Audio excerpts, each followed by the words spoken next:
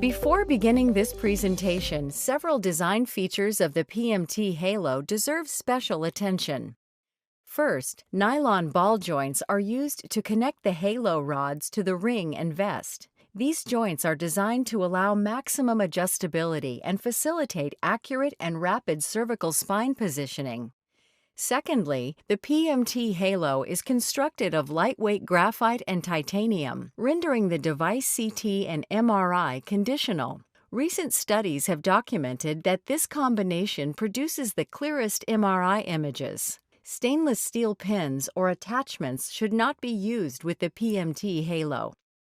For optimal halo application, ample room and assistance are crucial. Our standard prep table is shown here. Please see instruction manual for a detailed list of instruments.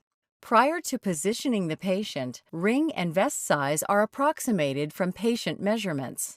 The ring size is estimated from the head circumference measured from points 1 centimeter above the eyebrows and the top of the ear. PMT provides ring templates for ease of measuring. The vest size is estimated from the circumference of the patient's thorax at the level of the xiphoid process. The measurements provide a rough estimate and proper sizing is confirmed at the time of application. Standard precautions regarding cervical spine stability are taken while positioning a patient for halo application. The patient should remain in the patient bed with the chuck placed underneath. First, lower or remove the headboard. With the physician stabilizing the head and neck, a nurse stands on either side of the patient. Gently lift the patient using the chuck about 6 inches and move the patient to the head of the bed. Next, stabilizing the head and the shoulders and keeping the patient's hips firmly planted, raise the patient's torso slightly. Place the positioning board or skate assembly underneath the patient. Make sure that the spoon is locked in place. Then gently lower the patient onto the positioning board with the head resting in the spoon. The patient's head will be just above the head of the bed. Several methods of positioning the ring during its fixation to the skull are available to the physician. PMT provides an outrigger which connects to the head holder. The skate assembly allows motion in all 3 planes and provides the most rigid positioning of the ring. Optimal ring positioning is symmetrically around the skull below its greatest diameter. The ring should be free of the top of the ear.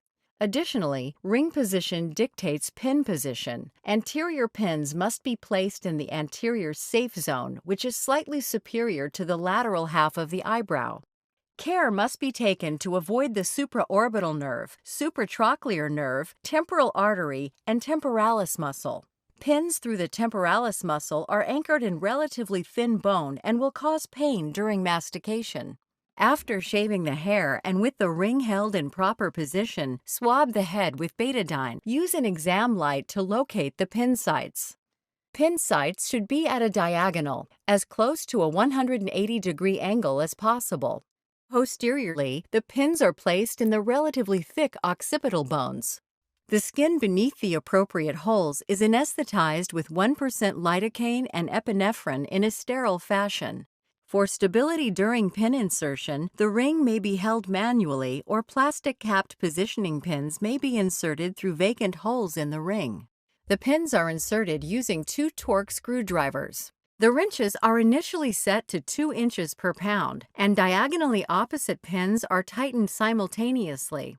When the wrenches click, they are increased to 4 inches per pound, and the other diagonally opposite pins are tightened. When the wrenches click again, they are increased to 6 inches per pound, and process is repeated until all pins are adjusted to either 6 or 8 inches per pound. Higher pressure may be used for a larger patient. Care should be taken to hold the eyelids closed while tightening the anterior pins. Failure to do so may result in a pulling sensation on the eyelids. Finally, locking nuts are placed over the pins and tightened securely to the ring. Remove the outrigger. To place the posterior shell of the vest, unsnap the patient's gown and pull it down to the waist. Next, keep the patient's hips planted, then raise the patient's torso about 6 inches off the bed. Remove the positioning board and slide the posterior shell in place, then gently lower the patient.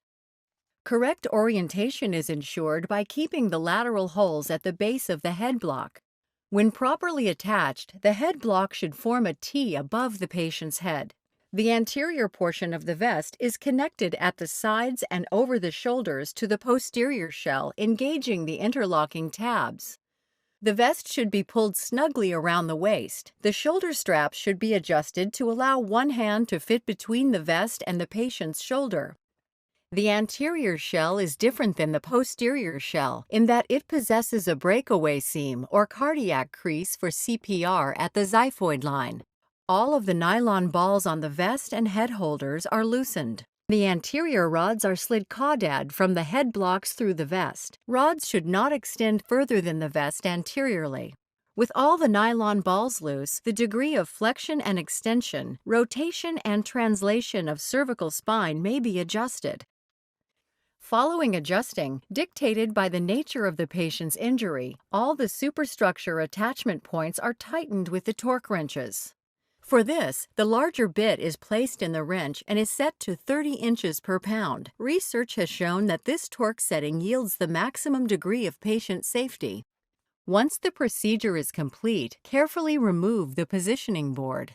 X-rays should always be obtained at the end of halo application to confirm the position of the cervical spine. The patients should always be assured that the initial pain and pressure will gradually resolve over the first 24 to 48 hours. Within 48 hours of post-halo application, both skull pins and superstructure attachment points should be retorqued to their initial setting to help prevent complications. Remember to loosen the locking nut prior to retorquing the pins. No other torquing of halo pins is required.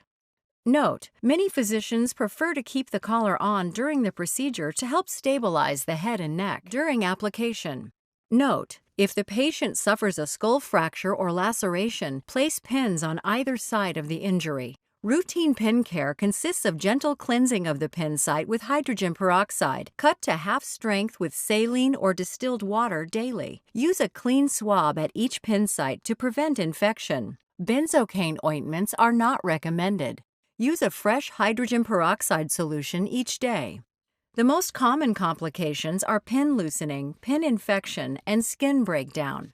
Never place a pillow, towel, or any other device between the rods of the halo and the neck. Proper sleeping position is shown here. Patients with loose pins will often present with complaints of increased pain and sensation of movement at the pin sites. Treatment consists of retorquing of the offending pin and all the superstructure nylon balls to their original settings. For infected pins, retorquing is combined with a 5-day course of PO antibiotics and results in a 90% pin salvage rate. Uncontrolled cellulitis, despite antibiotics and retorquing, usually clears when the pin site is changed, but cases of subdural abscess have been reported, so these patients should remain in the hospital for observation. If a pin fails to gain purchase during insertion or retorquing, it should be switched to an alternate site. If this occurs, the patient should be observed for an additional 24 to 48 hours in the hospital. The lamb's wool liners provided with the PMT Halo orthosis offer excellent protection against skin breakdown and are easily exchangeable when soiled. Insensate and particularly thin patients benefit from the additional padding around the anterior and posterior bony prominences. Patients often experience muscle wasting while in a halo and may require tightening or even exchange of their vest to a smaller size. Moisture-wicking Coolmax and acrylic liners are also available, as some patients may not tolerate lamb's wool. In summary, proper application of the PMT Halo vest orthosis will provide rigid immobilization of the cervical spine while allowing maximum patient comfort and minimizing complications. If you have any further questions regarding the PMT Halo, you are referred to the PMT Instruction Manual or to your local PMT representative.